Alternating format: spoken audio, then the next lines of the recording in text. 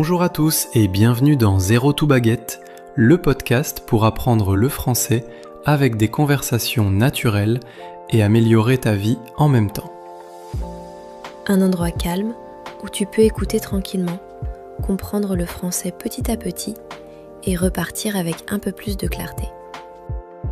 Et aujourd'hui, j'aimerais commencer avec une image très honnête.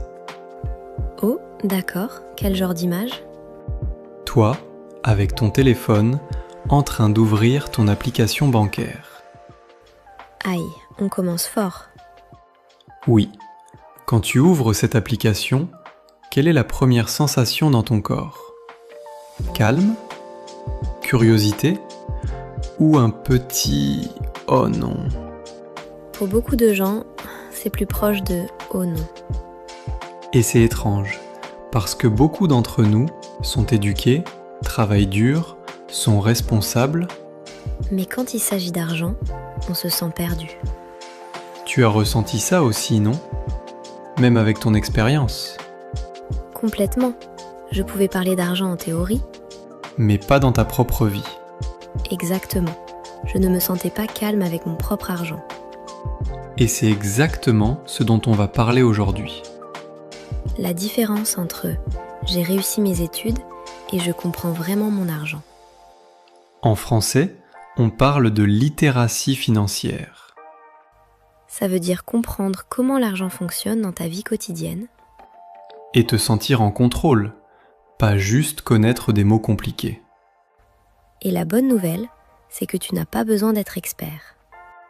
Tu as besoin de petites habitudes. Des choses simples, répétées.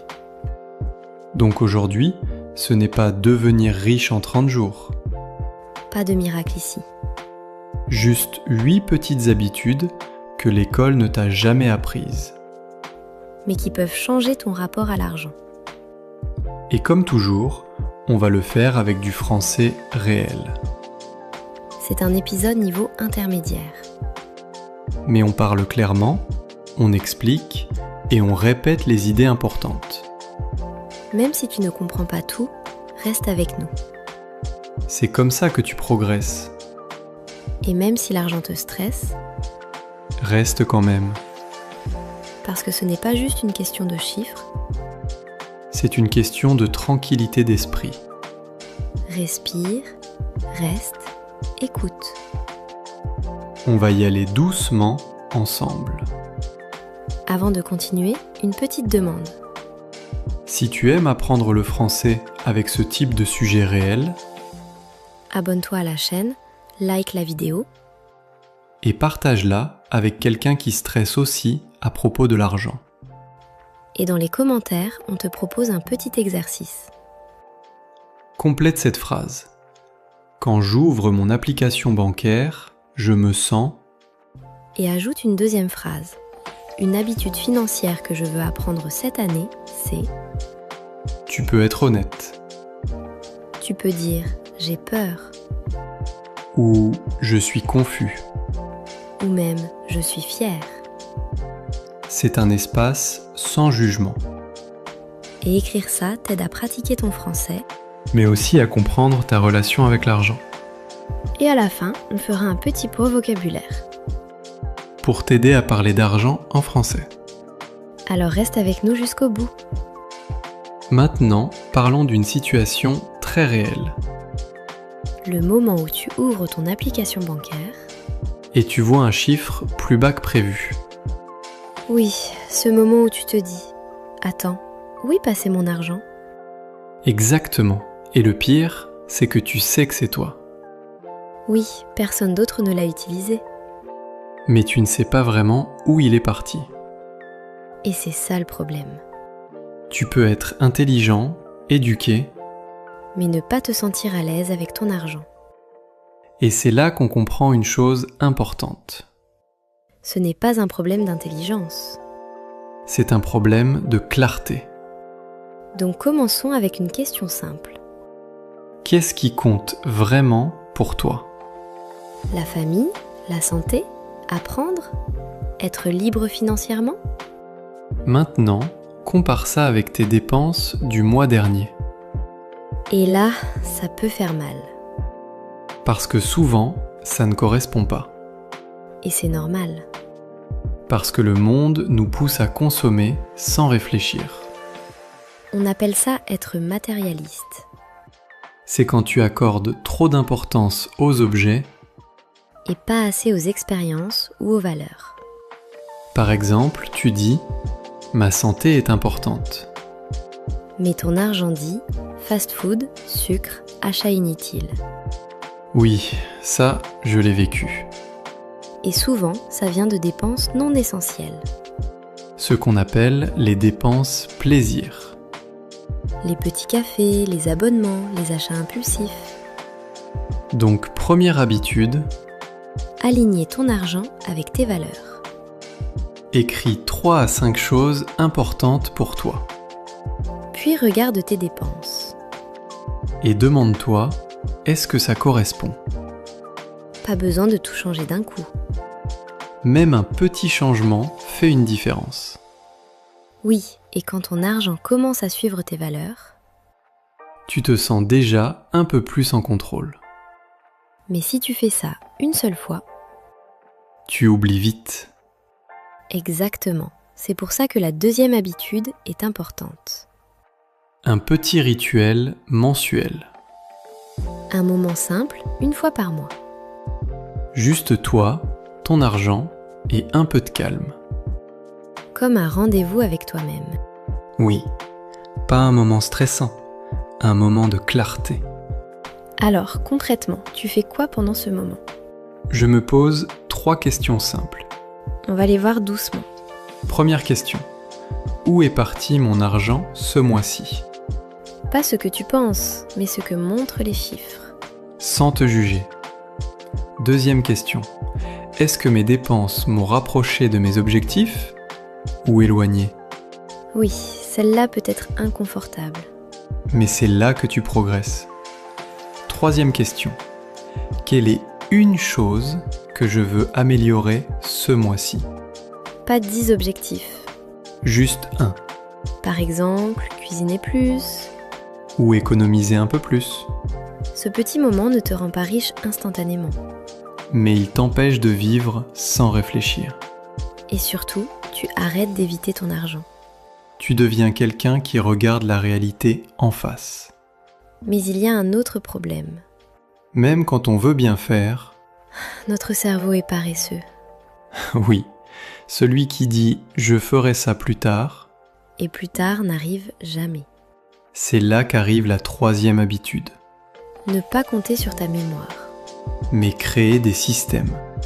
Concrètement, Automatisés. par exemple, Paiement automatique du loyer des factures. et même de l'épargne. Donc au lieu de décider chaque mois, Tu décides une fois, et le système fait le travail. c'est ce qu'on appelle automatiser. Quelque chose fonctionne tout seul. Résultat, Moins de stress, moins d'oubli. moins de surprises. Et surtout, tu aides ton futur toi. Tu lui facilites la vie. Donc maintenant, ton argent suit mieux tes valeurs Tu fais un point chaque mois, et les choses importantes sont automatisées. mais il reste une grande question dans la tête de beaucoup de gens. Oui, celle de l'investissement. Et c'est là qu'arrive la 4e habitude. Mais pas comme quelque chose de compliqué. Plutôt comme un changement de mentalité. Avant, quand tu avais un peu d'argent en plus, Qu'est-ce que tu faisais ? je le dépensais. Directement ? Oui, comme s'il me brûlait les mains. On dit souvent « l'argent brûle les doigts ». Ça veut dire que tu veux le dépenser tout de suite. Dès que je voyais un peu d'argent, Ton cerveau disait « on mérite quelque chose ». exactement. Et souvent, ça partait dans des choses inutiles. Oui, nourriture, achat impulsif. Alors, qu'est-ce qui a changé ? J'ai commencé à me poser une nouvelle question. Laquelle ? Pas seulement « qu'est-ce que je peux acheter ?» Mais aussi, qu'est-ce que je peux garder pour plus tard ? Même une petite partie. Donc tu penses au présent ? Et au futur. Pas besoin d'être expert. C'est une question d'attitude. Au lieu de voir l'argent comme quelque chose à dépenser, Tu le vois comme quelque chose qui peut grandir. Comme une graine. Oui, une graine qui peut te donner plus de sécurité. Mais il y a un autre piège. Très courant. Les gens regardent des vidéos sur l'argent, Lisent des conseils, écoutent des podcasts. mais ne changent rien. Oui, ça, je l'ai vécu. On appelle ça être compulsif, Faire quelque chose encore et encore. sans vraiment avancer. Donc tu apprends, Mais tu n'agis pas. ton cerveau se sent productif. Mais ta situation ne change pas. Alors tu as changé quoi? Une règle simple. Laquelle? Chaque fois que j'apprends quelque chose, Je fais une action, le même jour. même petite. Par exemple, Si tu vois une vidéo sur les frais bancaires, tu vérifies ton compte.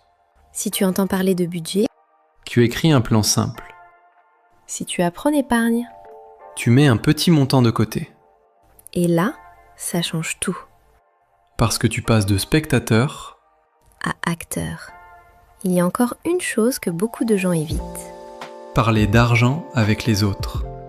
Oui, c'est souvent inconfortable. Et pour moi, ça l'était aussi. Pourquoi? Parce que j'avais honte. Tu pensais que les autres comprenaient mieux que toi. Exactement. Et dans beaucoup de cultures, L'argent est un sujet tabou. mais en réalité, Beaucoup de gens sont juste perdus. pas stupides. Juste perdus. Donc, qu'est-ce que tu as changé? J'ai commencé à avoir des conversations simples. Avec des personnes de confiance. Oui, Pas pour se comparer. mais pour apprendre. Par exemple, Comment tu gères ton budget? ou quelle application tu utilises? Et avec un partenaire, Être sur la même longueur d'onde. ça veut dire comprendre et être d'accord. Et ça évite beaucoup de conflits. Exactement. Mais il reste un conflit intérieur. Profiter maintenant ou penser au futur. Oui, ce dilemme. Et c'est la 7e habitude.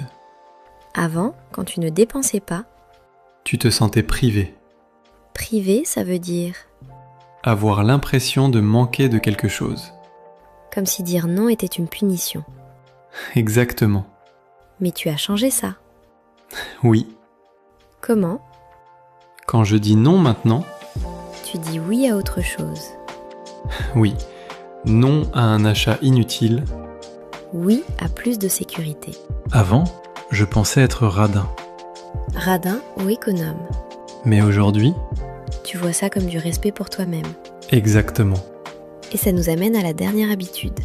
Investir dans tes compétences. Pendant longtemps, Tu achetais des choses inutiles. pour suivre les autres. Oui. On appelle ça suivre les autres. Vouloir avoir ce que les autres ont. Mais ensuite, J'ai investi dans mes compétences. comme quoi, Cours, livres, formation. et ça reste, Oui, contrairement aux objets. exactement. Et ça ouvre des portes. Travail, confiance, opportunité. Donc maintenant, tu te poses une question. Est-ce que ça aura encore de la valeur dans 3 ans? Si oui, Ça vaut peut-être le coup. sinon, C'est juste une envie. et tu respires. Et tu fermes l'application. Et quand on met tout ensemble, Ce ne sont pas de grandes décisions. ce sont de petites habitudes. Répéter. Aligner ton argent, Faire un point chaque mois. qu'automatiser, Agir. parler, Dire non. investir en toi. Et avancer petit à petit. Petit rappel de vocabulaire. Matérialiste. Aimer trop les objets. Privé, manquer de quelque chose. Économe. Faire attention à son argent. Compulsif, répéter sans réfléchir. Automatiser. Faire fonctionner tout seul. Être sur la même longueur d'onde, être d'accord. Tu n'as pas besoin de tout changer aujourd'hui. Juste une petite action. Regarder ton compte Écrire tes priorités. ou commencer une habitude. Sois patient avec toi-même. Tu n'es pas en retard. Tu avances. Prends soin de ton français. Et de ton esprit. Ici Pierre. Et Claire. Et tu écoutais Zéro tout baguette. À bientôt.